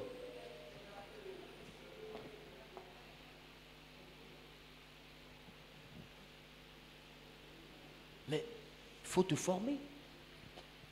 Dieu a dit que tu vas faire ce domaine-là. Mais est-ce qu'il t'a dit de ne pas te former? Regardez Moïse. Il devait diriger le peuple d'Israël dans le désert. Mais Dieu l'a formé dans le désert pendant 40 ans. Il était dans la maison de Pharaon pendant combien d'années? Il a fait 40 ans dans la maison de Pharaon. Quand Moïse arrivait chez Jéthro, il avait 40 ans. Et Jéthro était dans le désert. Et quand il arrive chez Jéthro, il gère le troupeau de Jéthro pendant 40 ans. Et c'est à 80 ans que Dieu se révèle à lui sur le mont Horeb. Mais pendant 40 ans, il gérait le troupeau, les moutons de Jéthro dans le désert. C'est-à-dire que Dieu a pris 40 ans pour l'envoyer à diriger les moutons, pour voir s'il peut diriger les hommes. Mais pour être pu remarquer, il a dirigé les moutons pendant 40 ans. Il a dirigé les hommes aussi pendant 40 ans, dans un désert. Dieu ne lui a pas donné 41 ans, il est mort à la 40e année. Pourquoi? Parce que sa dimension a ses 40 ans d'expérience. S'il va au-delà, il ne saura pas quoi faire, il peut tuer les gens. Qu'est-ce qui se passe, on se comprend? Dieu l'a formé pendant 40 ans, il a rendu ministère pendant 40 ans. La profondeur de la fondation définit la hauteur du bâtiment. Il a fait 40 ans de formation, il a fait 40 ans de ministère. Est-ce que quelqu'un me comprend? Est-ce que quelqu'un comprend? Et Moïse a commencé son ministère à 80 ans. Et il est mort à 120 ans. Donc tu vois que c'était une affaire de 40 ans à apprendre qui est Pharaon, 40 ans à apprendre à diriger les moutons, et puis 40 ans à diriger les hommes contre Pharaon. Donc c'est un équilibre. Toi, Dieu te promet la grandeur. Est-ce que tu t'es formé? La prophétie, est-ce que tu te formes? Tu seras une puissante femme d'affaires. Est-ce que tu sais que les affaires, il y a des règles? Est-ce que tu apprends? Qu'est-ce que tu sais du marketing? Tu ne sais rien. Et tu es fait affaire. Tu fais affaire quoi? Salomon s'est cultivé dans toutes les sciences humaines. Même les astres qu'il a étudiés. La prophétie n'exclut pas l'étude et la formation. Tu as fait l'élevage, va te former. Tu t'es levé, tu dis non, poulet, il y a l'argent. Tu as payé, tu as commencé à prendre les poussins, tu as commencé à les nourrir. Maintenant, eux tous ils se sont bipés, ils ont décidé de mourir. Ils se sont appelés, ils ont décidé de mourir. Tu arrives, un poulet comme ça, il est mort. C'est à toi. L'autre ici là-bas, il est mort. Je dis, quand on dit demain, tous tes 2000 poulets là, ils sont morts. Et ça, pas des gens comme ça. Mais face à ça, là, tu ne sauras pas quoi faire parce que tu n'es pas formé. Si tu étais allé à l'école de ça, que tu avais fait une petite formation, même de 6 mois, même de 3 mois, on t'aurait dit, voici les risques de ce métier-là. À un moment donné, les poulets peuvent être malades de telles maladies. C'est ça qui les tue majoritairement. Donc, il faut commencer à prévenir. Et puis, tu vas commencer à travailler de sorte à éviter ça. Mais tu as échoué d'abord avant d'aller te former. A dit, non, le diable a dévoré mes finances. C'est ton ignorance qui a dévoré tes finances. Peut-être que tu t'es pas formé. Donc, ça t'a coûté ton capital. Maintenant, tu vas aller faire la formation et tu vas apprendre sur l'état. Et bizarrement, quand les poulets meurent, tu ne vas pas encore apprendre. Hein. Tu payes un nouveau poulet. Mais c'est pas facile là, tu te prépares par rapport à la façon dont ils vont mourir là. Il n'y a pas de problème. Ils t'attendent ailleurs. Poulet se réveille aussi. Poulet est stressé. Il est en train de mourir. Aïe. Poulet stress. Qui c'est qui a le poulet stress? Ah bon, d'accord. On dit, mais les poulets, ils ont quel problème? On dit, ils sont stressés. Poulet stressé. Donc, poulet va faire dépression pour me donner. Tu auras des poulets fous. Ça veut dire que les gens ont moyen ça là. Tu vas stresser la ville. Regarde ton voisin, dis forme-toi. Alléluia. Et c'est sur ce 7e point que je veux m'arrêter aujourd'hui. Il est important que tu sois fort. Et il est important que tu fixes un objectif et que tu le maintiennes. Alléluia. Alléluia. Fixe-toi un objectif et maintiens-le. Alléluia. Le 9e point, c'est qu'il faut avoir un bon moral. Je crois que j'ai déjà parlé de cela tout à l'heure. Il faut être fort.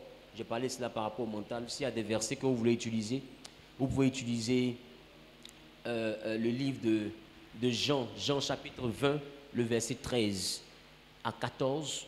Il faut avoir un bon moral. C'est-à-dire, il lui dit, femme, pourquoi pleures-tu?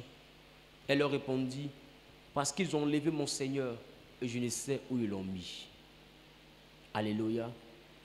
Ce sont des anges qui ont posé la question à l'une des femmes qui était avec les disciples. Elle est venue, le tombeau est vide, et elle a commencé à pleurer. Et les anges lui ont demandé, mais pourquoi tu pleures? Elle dit, ici on a enterré mon Seigneur Jésus. Mais je suis revenu, le tombeau est vide. Je ne sais pas où ils ont envoyé son corps. Mais plus tard, vous voyez que le Seigneur dit, pourquoi cherchez-vous parmi les morts celui qui vit? Il te faut avoir un moral. Alléluia. Il te faut avoir un moral. La Bible déclare que d'autres étaient en train de marcher. Et pendant qu'ils étaient en train de marcher, la Bible dit sur le chemin d'Emmaüs, la Bible dit qu'ils étaient en train de parler de tout ce qui s'était passé à Jérusalem. Et Jésus lui-même était avec eux. Qui se rappelle de ça? Jésus lui-même était avec eux. Ils ont fait tout le voyage ensemble, ils ne l'ont pas reconnu. Pourquoi? Parce que leur morale était cassée. Ils étaient en train de réfléchir à comment est-ce que c'était triste, comment est-ce que ça faisait pleurer. Ils n'ont même pas eu le temps de voir que le Seigneur même était avec eux. À quel moment ils vont se rendre compte que c'est Jésus? C'est quand il va rompre le pain. La vie, quand il a rompu le pain, c'est là que les yeux s'ouvrirent. Ils ont compris que c'était le Seigneur. Quand tu n'as pas un bon moral, il y a des opportunités que tu ne vas pas voir. Tu as besoin d'être équilibré à l'intérieur. Alléluia. Alléluia. Alléluia. Luc chapitre 23, le verset 28. La Bible dit, Jésus se tourna vers elle et dit, fille de Jérusalem, ne pleurez pas sur moi, mais pleurez sur vous et sur vos enfants. Voilà quelqu'un qui sont en train de bastonner. Cette parole-là, ce n'est pas dans le baptême, il a dit ça. C'est quand il avait la croix sur son épaule. La Bible dit que chemin faisant, il est tombé à plusieurs reprises. Et quand il est tombé, je crois que les catholiques même le font aussi. Dans le chemin de croix. Ils font premier arrêt. C'est ça? Très bien. Donc il est tombé. Et quand il est tombé, il y avait des femmes de Jérusalem qui pleuraient et qui voulaient lui donner à boire et tout ça. Et il les regarde et puis il dit, ne pleurez pas pour moi, mais pleurez pour vous-même et pour vos enfants. Regardez un gars comme ça. Au stade où on est là, c'est qui en train de botter? Qui est en train d'être frappé? Qui fait pitié? On pleure pour toi sans te tuer. Toi tu dis de pleurer pour moi même qui sont en train de pleurer pour toi là. Je ne comprends plus ton affaire. Jésus, qu'est-ce que tu nous veux? Il avait le moral haut pendant que c'est lui-même qui partait mourir. Son moral était plus haut que le moral de ceux qui étaient à côté. Tant que ton moral n'est pas élevé, Dieu ne travaille pas avec toi. La victoire est dans le crâne, les gars. Le miracle commence dans la tête. C'est pourquoi il te faut être émotionnellement et mentalement fort pour pouvoir marcher avec le Dieu d'Israël. Si à l'intérieur tu tombes facilement, si dans ta tête tu t'inclines, tu pleures, tu es triste facilement, tu es intimidé facilement à l'intérieur, Dieu ne peut pas fonctionner avec toi. Il a dit à Josué, fortifie-toi et aie bon courage. Mais la force, ça c'était où? C'était pas dans les muscles de Josué, c'était dans la tête. Parce que dans sa tête, il était fragilisé. Il ne se sentait pas capable de remplacer Moïse. Donc Josué avait un problème à l'intérieur.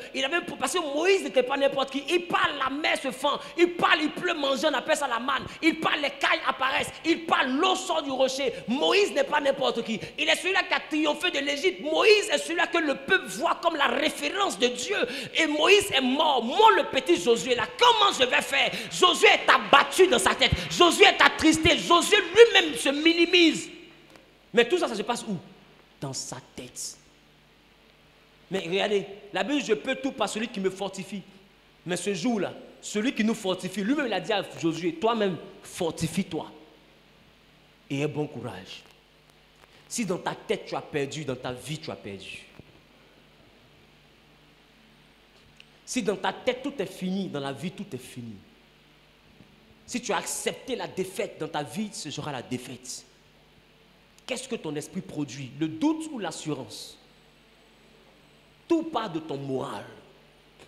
C'est pourquoi aujourd'hui ne pleure plus sur ta situation. Mets dans ta tête, je ne suis pas la plus misérable du monde. Je prends la vie du bon côté.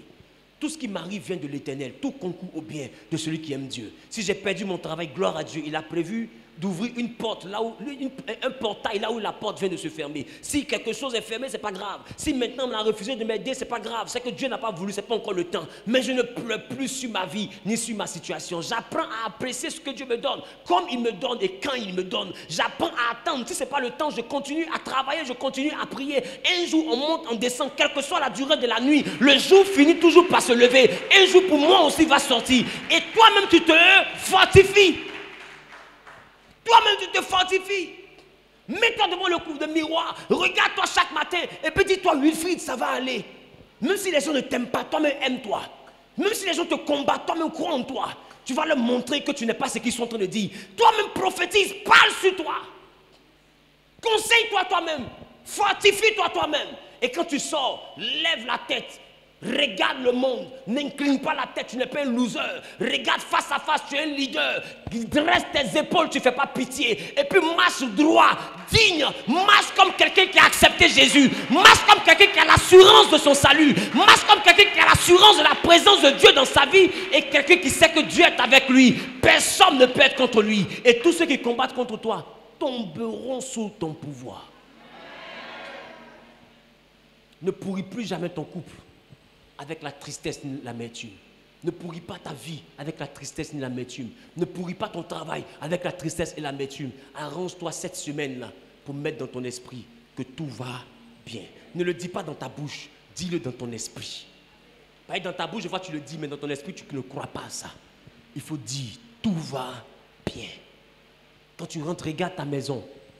Et puis bénis Dieu pour cette belle maison. Regarde tes habits. Il faut dire merci à Dieu. Regarde ta seule perruque, Isaac, la perruque qu'on appelle Isaac, le fils unique de la promesse. Et puis bénis Dieu.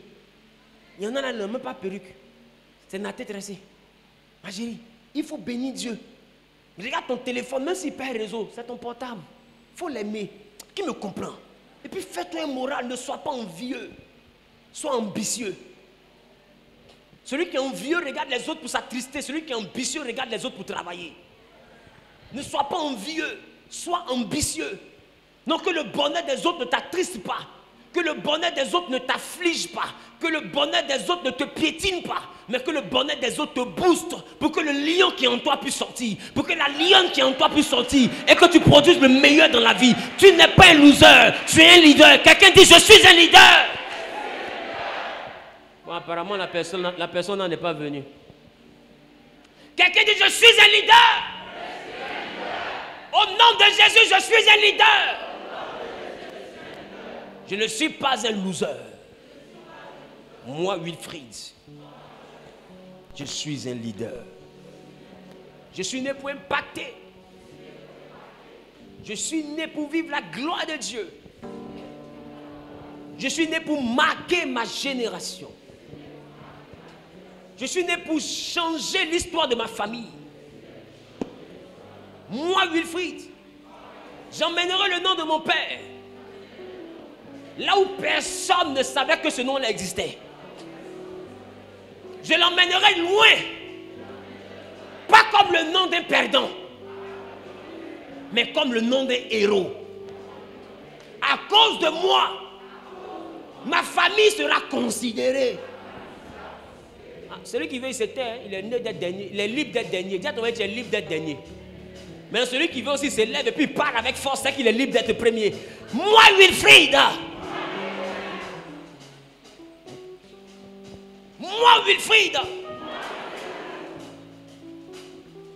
Je ne suis pas un loser, mais je suis un leader. Je ne suis pas un loser. Je ne suis pas un loser. Je suis un leader.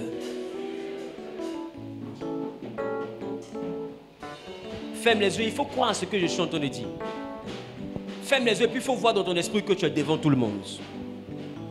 Vois dans ton esprit que tu es le pion sur lequel la famille s'appuie. Que ta situation a changé. Et puis dis avec moi, moi Wilfried, je ne suis pas un loser, mais je suis un leader. Les épreuves que je vois, je ne les verrai plus jamais. Parce que je suis un leader. Je triomphe de mes ennemis. Et mon Dieu les réduit au silence. Et là, il va commencer à parler à Dieu.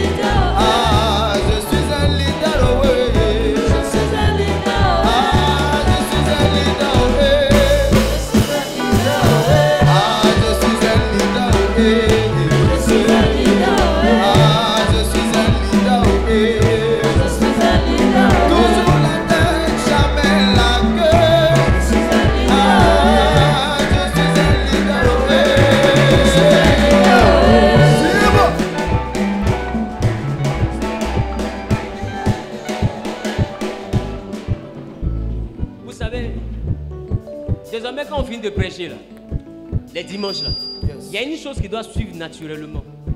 Dis à ton voisin, on va tout te dire. Il y a une chose qui doit suivre naturellement.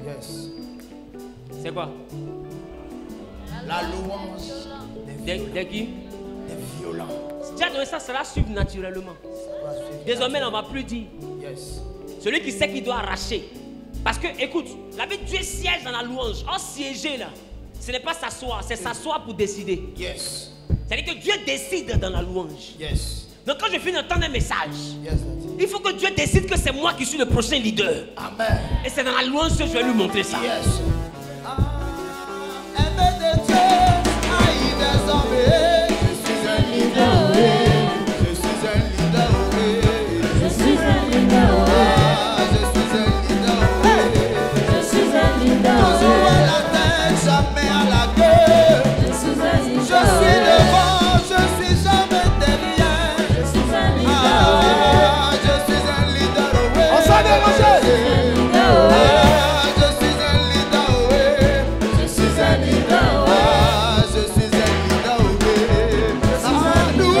Pendant que tu es en train de louer ton Dieu, il faut prophétiser. Pendant que tu es en train de louer ton Dieu face à l'autel, il faut prophétiser. Il faut prophétiser.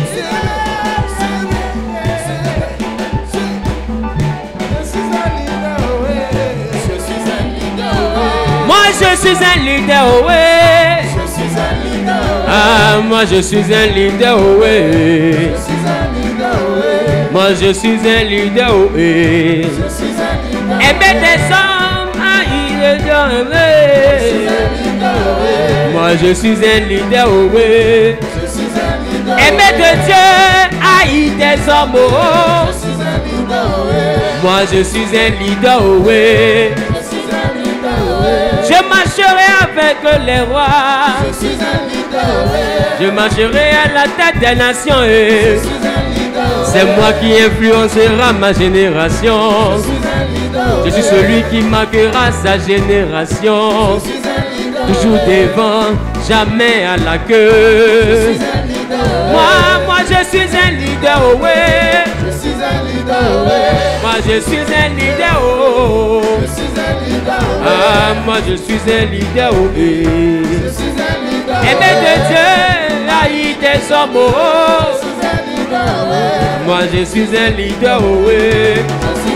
Comme David, moi je suis un leader, oh. Comme Gédéon, moi je suis un leader, oh. Comme Josué, je suis un leader, oh. Comme Moïse, moi je suis un leader, oh. Comme Abraham, moi je suis un leader, oh. Ah, moi je suis un leader, oh. Au nom de Jésus, moi je suis un leader, oh. Je marcherai avec les rois. Je mangerai à la table des rois. Je suis grand, je suis pas petit. Je suis grand, je ne suis pas petit. Je réussis, je ne choue jamais. Ah, devant, je suis jamais à la queue. Car moi je suis un leader, oh. Moi je suis un leader, oh. Avec Jésus, moi je suis un leader, oh. Tu vas étendre les mains vers le pupitre. Venez bien devant.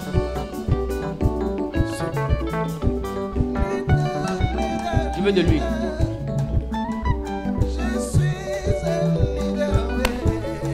Non, non, non, non.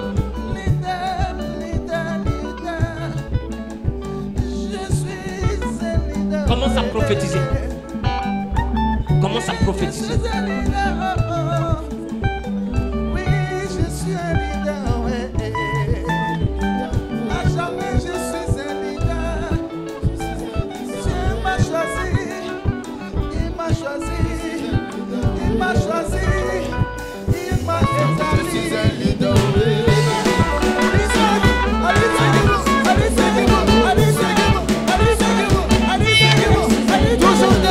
Prophétise, prophétise, prophétise. Prophétise, pas à deux. Toujours devant.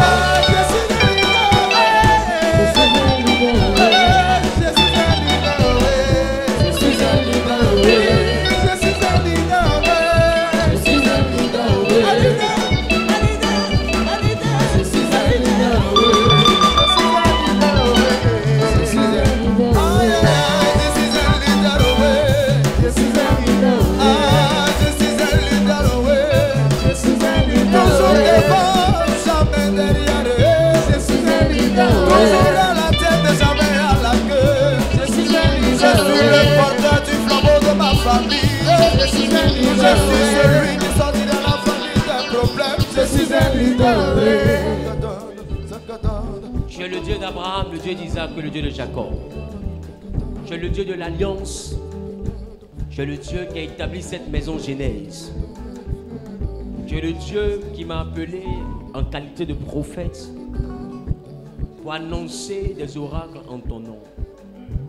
Seigneur, tes enfants sont venus devant ton autel afin également de proclamer qu'ils sont des leaders. C'est pas la louange qu'ils l'ont proclamé. Alors c'est pas la louange aussi dans la ville qu'ils vont le confirmer. Dans tout domaine de leur vie, Seigneur, je prophétise et je déclare maintenant que tu fasses d'eux les leaders de leur génération. Que tu les positionnes, que tu les démarques. De la manière dont Dieu de gloire Père, tu as dit dans ta parole que celui qui a honte de toi devant les hommes, j'aurai honte de lui. Seigneur, ils n'ont pas eu honte de venir devant ton autel pour te louer. Parce qu'en réalité, tu es là devant, tu es là derrière.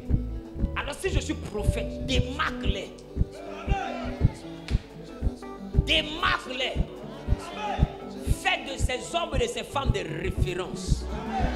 Fais de les des repères. Fais de les repères. Fais de les repères. Au nom suprême de Jésus-Christ de Nazareth. Que leur identité change. Que les dimensions changent. Que leur vie soit transformée. À partir d'aujourd'hui, Seigneur, parmi 1000, ils seront choisis. Parmi 100, ils seront choisis. Parmi 10, ils seront choisis. S'il y a une seule personne à prendre, je prophétise que c'est eux. Dans le nom suprême de Jésus-Christ de Nazareth. Dieu d'Abraham, tu n'as jamais perdu, tu n'as jamais permis que ma parole tombe par terre. Tu as toujours été bon pour moi. Je prie que tu sois aussi bon pour eux. Et que tu donnes à cette parole que je décrète sur leur vie de porter du fruit en abondance. De porter du fruit en abondance. De porter du fruit en abondance. De porter du fruit en abondance. De porter du fruit en abondance. De porter du fruit en abondance. Au nom suprême de Jésus-Christ de Nazareth. Au nom suprême de Jésus-Christ de Nazareth. Au nom suprême de Jésus-Christ de Nazareth. Au nom suprême de Jésus-Christ de Nazareth. Au nom suprême de Jésus-Christ de Nazareth. Que les limitations et les frontières liées à leur parenté soient brisées au nom de Jésus. Étends leurs limites. Glorifie leur vie pour que leur vie te glorifie. Gloire et louange te reviennent. Au nom de Jésus, j'ai prié. Quelqu'un dit Amen. Yahweh, Yahweh, Yahweh, Yahweh, Yahweh. Ah, je suis un leader, oh, je suis un leader, ah, je suis un leader, oh, je suis un leader, ah, je suis un leader, oh, je suis un leader, je suis un leader, ah, Yahweh, Yahweh, Yahweh, leader, ah, Yahweh, Yahweh,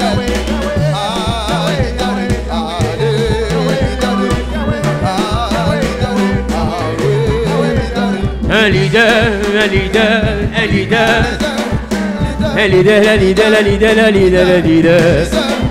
Moi, je suis un leader, oh, oh. Avec Jésus, moi je suis un leader, oh, oui. Je suis un leader, oh, loue le Seigneur, loue le Seigneur, loue le Seigneur, loue le Seigneur, oh, loue le Seigneur. Hey, leader, un leader, un leader, un leader, un leader. Je prophétise sur ta vie. Peu importe endroit où tu te trouves dans cette salle, ou que tu sois Genèse à l'international connecté au travers des réseaux sociaux, je libère dans ta vie la grâce, le bonheur et la faveur au nom de Jésus. Je reçois. Celui qui dit je reçois est propriétaire. Je reçois. Je déclare, je décrète et je prophétise que là où personne n'est arrivé dans ta famille, tu arriveras. Je reçois. Que ce message influence ta vie, influence ton caractère, influence ton mental, influence ton moral au nom suprême de Jésus. Je reçois. Que Dieu te donne la domination au nom suprême de Jésus. Je reçois. Je te déclare béni à ton aller, béni à ton retour au nom de Jésus. Je reçois. Je te déclare prospère dans toute activité au nom de Jésus. Je reçois. Je te déclare fructueux et productif au nom de Jésus. Je reçois. Je donne la victoire à ta vie dans tout combat au nom suprême de Jésus. Reçois. Celui qui dit 3 fois Amen est propriétaire. Makata braque les beaux. Je reçois. Je reçois. Je reçois. Je reçois. Je reçois. Je reçois. Je reçois. Je reçois. Alléluia. Écoutez, un moment donné, il faut apprendre à tout faire avec la louange. Hey. C'est mieux qu'on finisse de prophétiser. Il faut louer. Écoute, Dieu là, il est dans la louange. Aïe.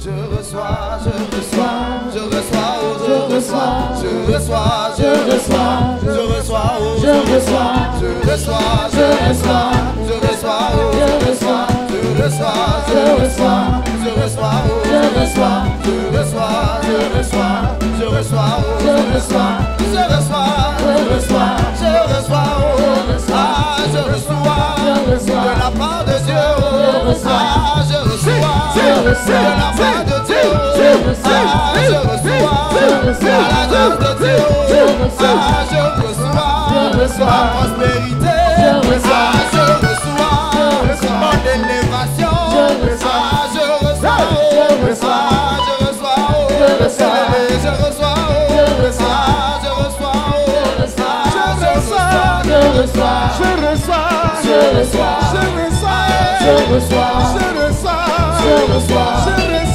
je reçois, je reçois,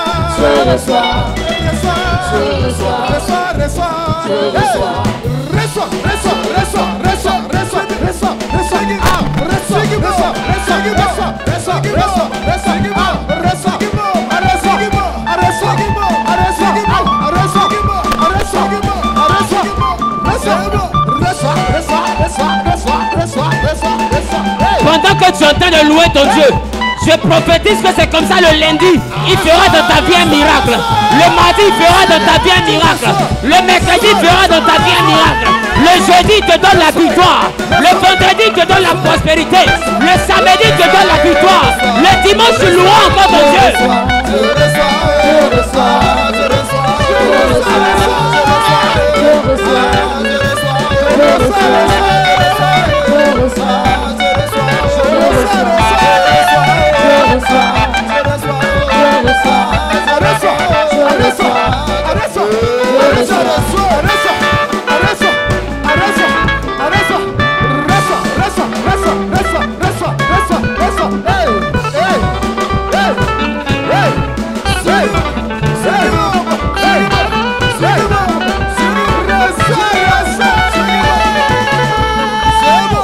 C'est moi, c'est moi, c'est moi, c'est moi, c'est moi, c'est moi, c'est moi, c'est moi, c'est moi, le champion de ma famille, c'est moi, c'est moi, le champion de ma famille, c'est moi, le Josué de ma famille, c'est moi, le Josué de ma famille, c'est moi, le Moïse de ma famille, est-ce que c'est toi? Est-ce que c'est toi? C'est moi, le Joseph de ma famille. C'est moi, l'étoile de ma famille. J'ai l'impression que tu n'es pas concerné. Ah, c'est moi, l'étoile de ma famille. C'est moi que Dieu va bénir cette année. C'est moi que Dieu va élever cette année. Mon commerce, ma vie va prospérer. Je vais réussir, j'aurai mon travail. J'aurai mon mariage, j'aurai une vie prospère. Je dis c'est moi, c'est moi, c'est moi. C'est moi, c'est moi, c'est moi, c'est moi. Quelqu'un dit c'est moi l'étoile de ma famille. Pousse des cris de Dieu. Alléluia.